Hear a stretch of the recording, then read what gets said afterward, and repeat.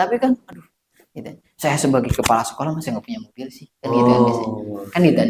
Aduh, itu kan namanya samarot, bisa dikatakan samar, buah gitu. Kalau boleh kita analogikan gitu. Nah, ini menunjukkan bahwasanya manusia itu pasti punya masalah, Pak. Kan gitu kan ya. Punya masalah.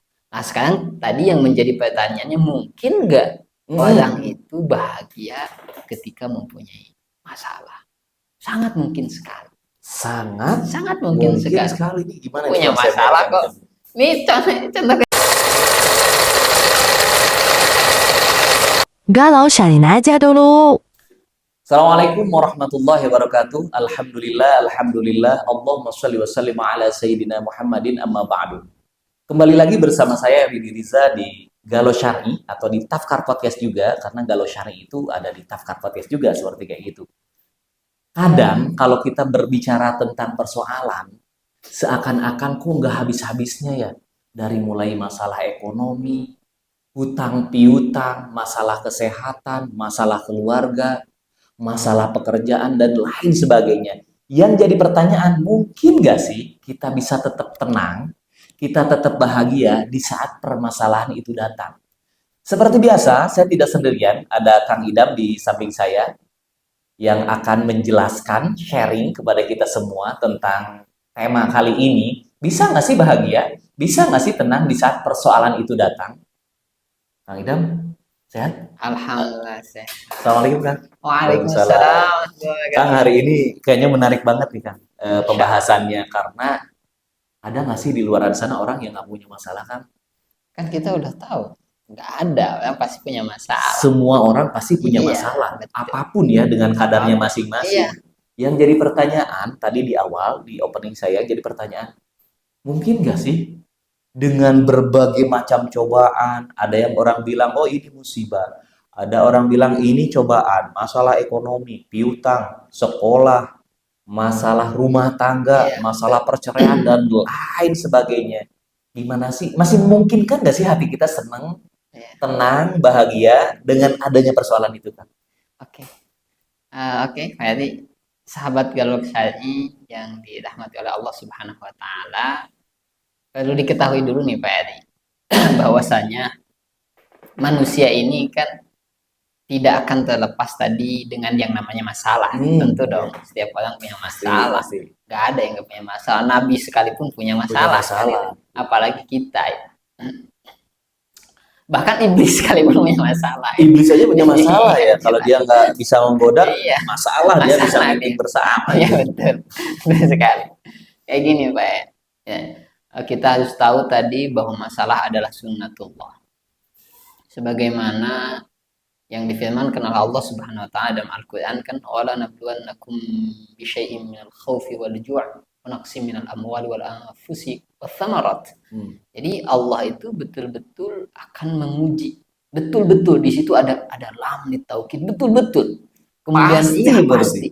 Kemudian setelah itu ada nun taukid, wala nabluwannakum. Oh, luar biasa kan. Berarti betul-betul enggak cukup satu lam taukid itu, tapi nun taukid. Ya, taukid berarti betul-betul pasti Allah itu akan menguji kalian, gitu. Akan menguji kalian hamba-hambanya. Kira-kira seperti itu kata Allah. Dengan apa? Sebetulnya dengan sedikit, tidak banyak. Bisya'in, dengan sesuatu yang sedikit. Minal khauf, ketakutan. Kita kan biasanya khawatir memikirkan masa depan, ya kan? Oh, besok saya bisa makan gak sih, gitu kan ya? Gimana besok, gimana ini? Bahkan 10 tahun yang akan datang udah dipikirin. Iya, sudah dipikirin. Gimana ya anak saya gimana nih, bisa makan apa besok? Gimana nih biaya pendidikan? Kan itu kan. Wa naqsim minal amwal wal ju' tadi, kemudian lapar, saya besok bisa makan apa enggak ya? Gitu. Atau hari ini saya belum makan nih. Kan itu kan. Wa naqsim minal amwal, dan kurang duit. Gitu. Kurang harta. Wah, enggak ada harta nih. Saya belum punya rumah, belum punya mobil dan sebagainya gitu. Wathamarat. Nah, juga apa, makanan, atau boleh saya katakan buah di situ adalah kebutuhan tersier, bisa jadi. Kan gitu ya.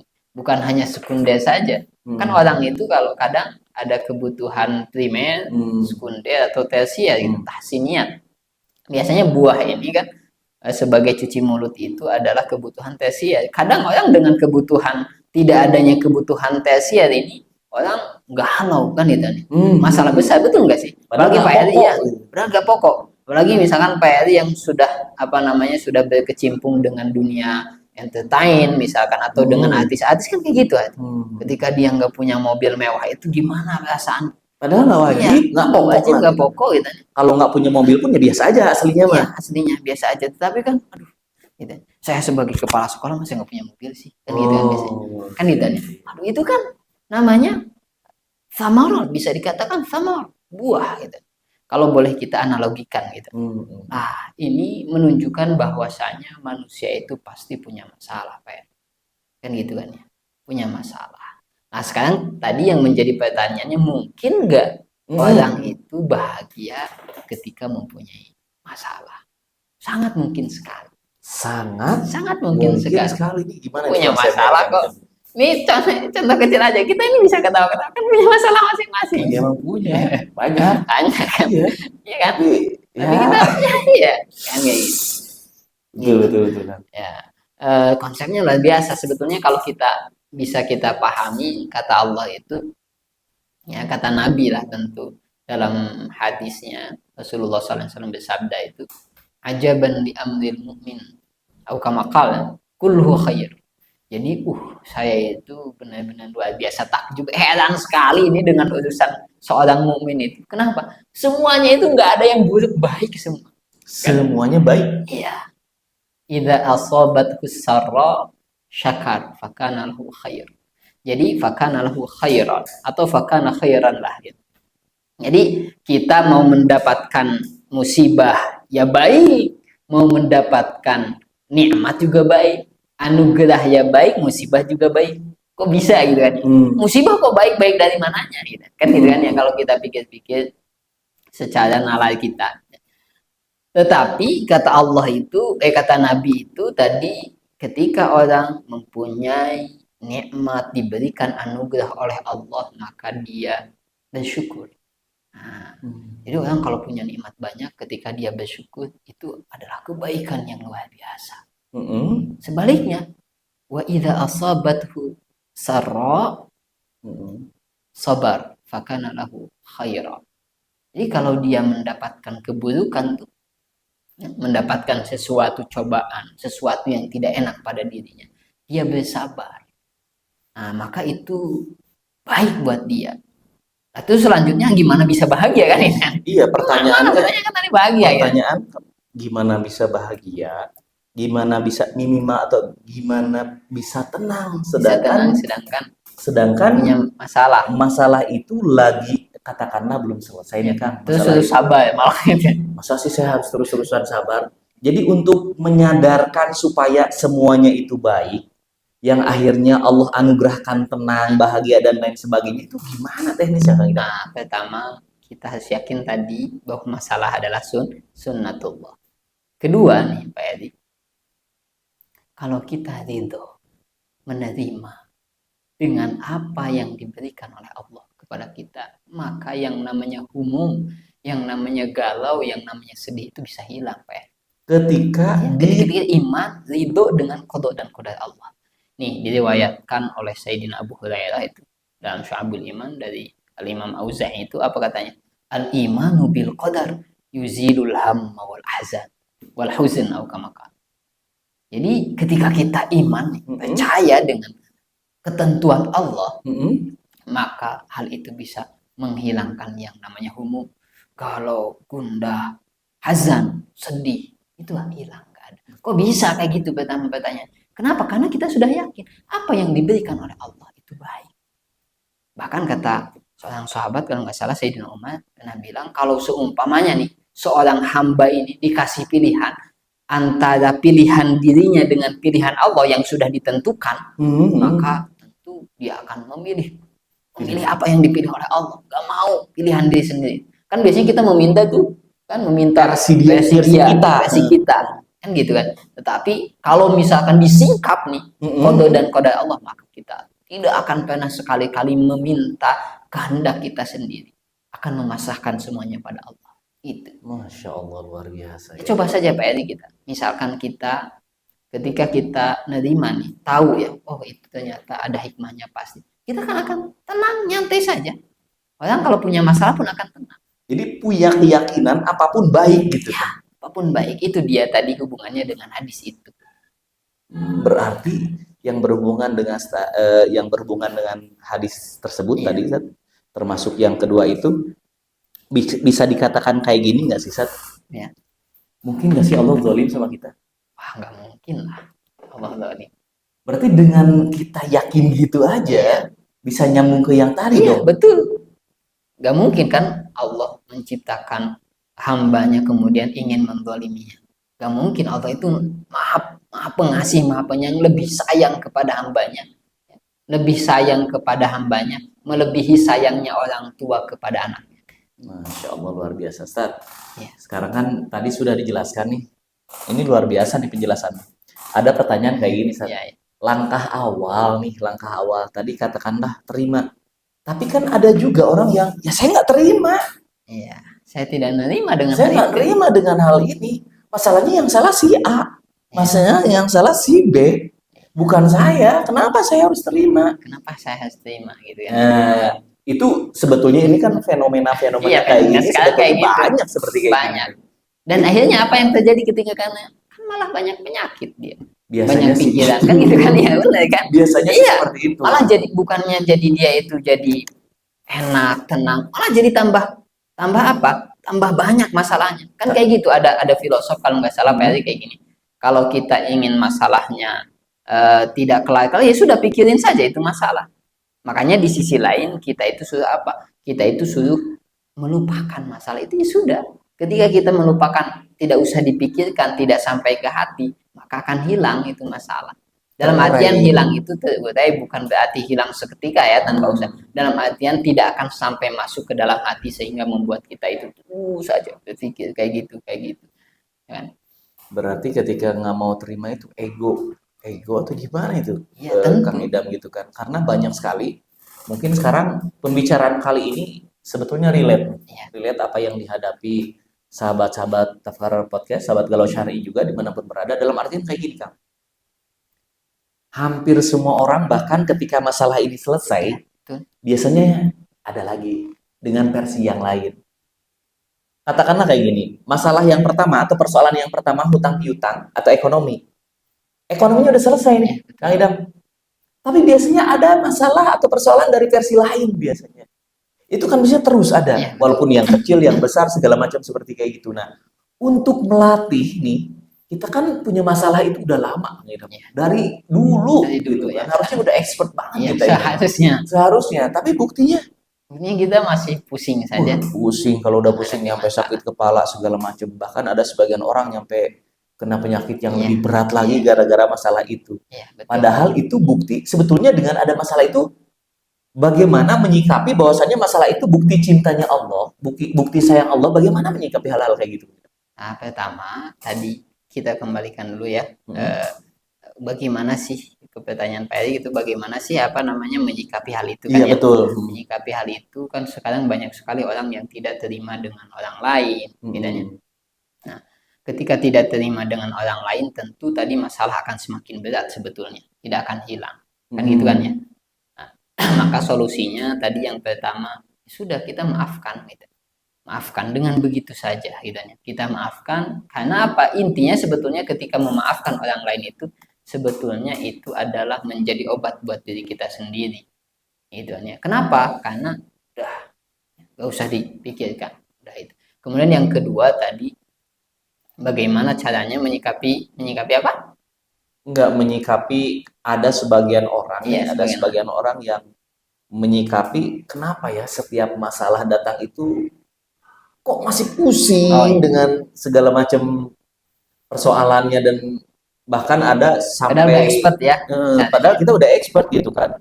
Harusnya karena kita menghadapi masalah itu, masalah apapun ya, nanti tadinya yang keuangan, keluarga, masalah pendidikan, masalah relationship segala macam, itu kan terbiasa.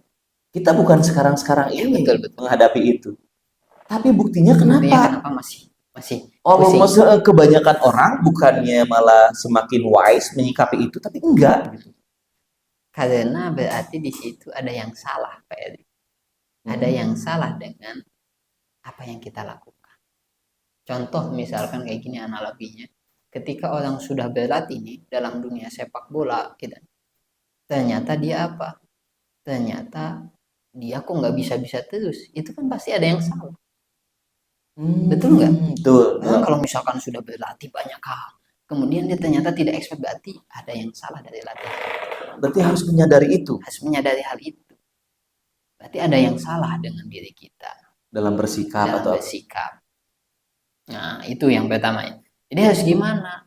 Oh, harus melihat diri kita. Ya tadi kembalikan harusnya kepada Allah. Kalau kita yakin ridho dengan ketentuan Allah, maka masalah itu sebetulnya akan hilang. Maka akan menganggap masalah itu bukan masalah. menganggap masalah Bukan bukan masalah. Iya. Menganggap masalah itu bukan masalah, biasa saja, itu bukan permasalahan karena itu sudah ditentukan oleh Allah. Ini yang akan diterima oleh kita.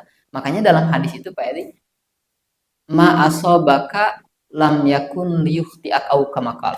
Apa yang terjadi kepadamu, maka itu tidak akan pernah meleset. Gitu. Konteks nggak pernah meleset itu gimana tuh? Konteks gak pernah meleset itu kalau misalkan PRI misalkan sudah pasti dapat uang 10 juta meskipun orang lain menghalangi apapun tetap aja akan sampai ke PRI bagaimanapun caranya. Gitu. Begitu juga dengan persoalan. Begitu juga dengan sebaliknya. Wama au kama qala ya, wama lam yakun liyukhti'ak, wama akhto'aka lam yakun liyusibak. Wama akhto'aka lam yakun liyusibak. Dan sesuatu yang tidak akan terjadi kepada kita, maka tidak akan mungkin sampai kepada kita. Nah, kita harus paham, harus yakin bahwasanya apapun masalah itu, semuanya sudah ada yang menentukan, yaitu Allah. Dan semuanya pasti ada hikmahnya di balik semua itu. Ya. Kan kita pernah pernah mendengar kata-kata ketika kita terbentur akhirnya akan terbentuk kan gitu kan, betul kan? Ya, jadi sebetulnya seharusnya ketika ada masalah banyak kita akan semakin bijak, semakin semakin bijak, semakin paham akan hal itu gitu. Sehingga kita tidak akan banyak mengeluh, tidak akan banyak galau gitu. Nah, betul nggak? Gitu. Betul Kang Idam, ini sebetulnya kalau berbicara tentang persoalan atau masalah emang agak lumayan panjang ya Kang Idam, dalam artian kita harus urai pelan-pelan, dalam artian menjelaskan pelan-pelan ke teman-teman, ke sahabat Tafkar, Galau Syar'i juga, bahwasannya jadi step by step ketika masalah itu datang gitu kan. Berarti kan bisa nggak 3 step aja Kang Idam ketika mungkin sebelum kita akhiri pembicaraan ini nih, bisa nggak nih untuk teman-teman Galau Syar'i di luar sana, kalau ketika masalah datang nih, apapun ya masalahnya ya, sekecil apapun, semungil apapun, sebesar apapun, 3 langkah aja, Kang Idam. Oke, langkah yang pertama, kita harus tahu bahwa itu adalah sunnatullah. Masalah itu adalah sunnatullah. Pasti terjadi.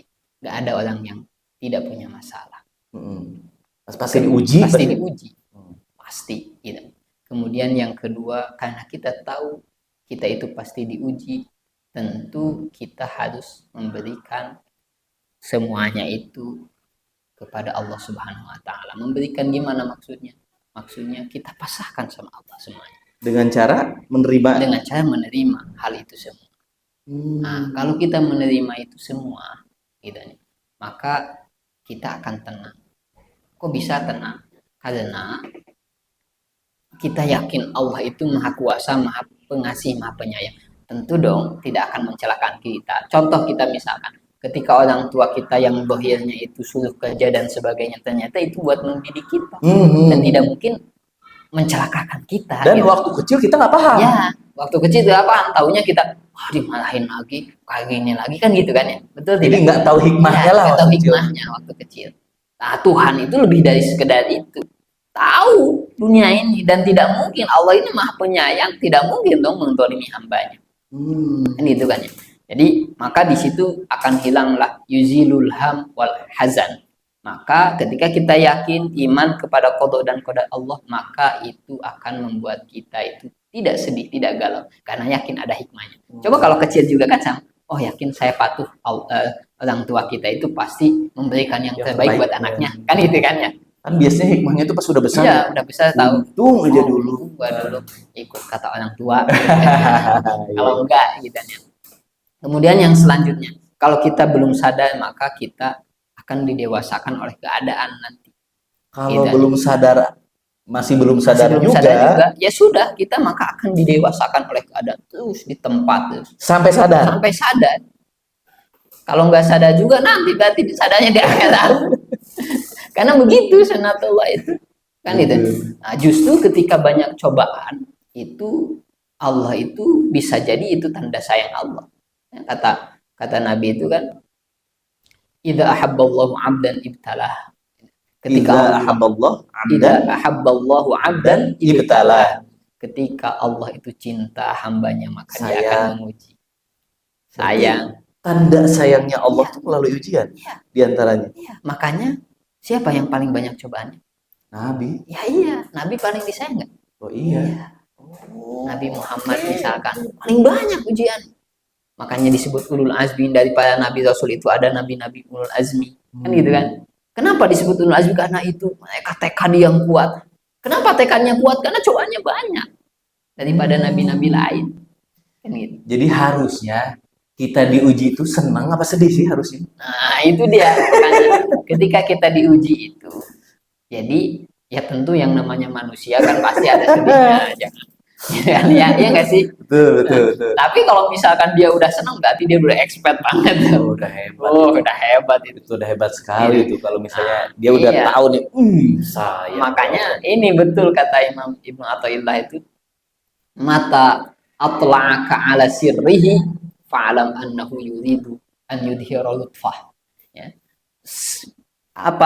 Setiap kali ya, suatu saat atau apabila Allah itu memperlihatkan hikmah, ya, rahasianya Allah di balik sebuah masalah misalnya, maka ketahuilah bahwa Allah itu ingin memperlihatkan kelembutannya kepadamu. Nah, contoh ketika kita dapat masalah, kan kita istighfar tuh biasanya. Wah, itu kan kita semakin dekat. Ini salah satunya. Allah itu adalah zat yang pencemburu sebetulnya. Cemburu ketika hambanya itu tidak mendekat kepadanya. Mighwaran au kama qalid. Allah itu adalah zat yang cemburuan gitu. Jadi ketika kita menduakan Tuhan, ya udah Allah uji gitu. Sampai dia itu paham gitu, bahwa kita itu harus kembali kepada Tuhan. Gitu, kembali kepada Allah Subhanahu wa taala. Gitu Pak. Masya Allah, luar biasa. Kang Idam nih kayaknya harus ada episode 2. Episode 2 ya. Episode 2 nih harus ada episode 2 nih untuk bahagia masalah. Bahagia apa judulnya? Ketika mendapatkan masalah. Bahagia ketika mendapatkan masalah. Kang Idam, terima kasih ya. Nanti kita lanjut kembali Insya ke episode 2 karena kalau untuk episode pertama ini bisa agak lumayan panjang juga. Insya Allah lanjut. Intinya tadi sudah dijelaskan poin-poinnya dari Kang Idam. Yang 3 itu ya Kang Idam. Pertama sunnatullah, yang kedua ya menerima. Kalau tidak menerima, ya nanti akan didewasakan oleh keadaan. Sampai apa? Ya sampai menerima. Akhirnya tenang, bahagia itu akan datang pada kita. Kurang lebih kayak gitu ya Kang Idam. Fa'inna ma'al usri yusra. Fa'inna ma'al usri yusra, temannya tuh. Insya Allah nanti di episode berikutnya bagaimana sih kita menghadapi masalah tapi tetap tenang, tapi tetap bahagia. Jangan kemana-mana, tetap di Tafkar Podcast Galau Syar'i. Kita ketemu lagi di episode selanjutnya. Assalamualaikum warahmatullahi wabarakatuh. Waalaikumsalam warahmatullahi wabarakatuh.